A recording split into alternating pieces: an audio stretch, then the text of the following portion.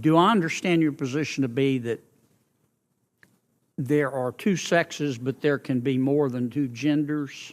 I wouldn't even say two, but there's also the definition of intersex. I think that often in these conversations we're conflating sex and gender, and I do want to affirm here that trans women are women. That is their gender. Okay, but I'm trying to understand, do you make a distinction between sex and gender? Yes, sir. Okay, explain that. Just, do you think there are more than two sexes? I believe that there's a definition for intersex as well that I want to acknowledge. But sex is assigned at birth. I'm just trying to understand. I'm thoroughly confused.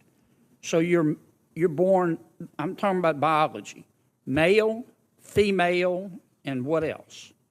I believe that intersex is also acknowledged. But again, I'm not a doctor here. What I can and say what does intersex mean? Is that there's a difference between sex and gender. And I think in these conversations, we're conflating the two.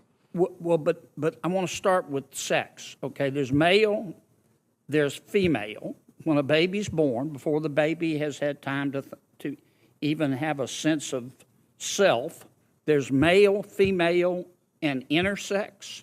There's a third sex. I believe that is true, but I would defer to Dr. Lopez as I'm not a physician. Okay. And how many genders are there?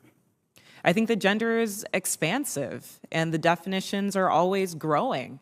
Today I can tell you, I talk to young people that talk about non-binary as more than five. I think the gender is not a binary, is what I'm trying to say. Are there more than five genders? I'm just trying to understand. Are there more than five genders? Well, I think that there was a time where women wearing pants didn't feel like it was appropriate for their gender, and yet I'm wearing pants today. I think that there are ways that we express our gender that are expansive. Are there more than five? I wouldn't subject myself to naming how many genders there are, but what I can say is that gender is a reflection. Number? Excuse me? There's an infinite number of genders? I think depending on your culture, there are a lot of different genders that exist. And I can also say that it's a term that's evolving. If you look at young people today, they really don't lean into the binary of only woman and man. So I think that it's incumbent upon us not to legislate on this, but create space for them to explore what their identities are, what their gender identities are.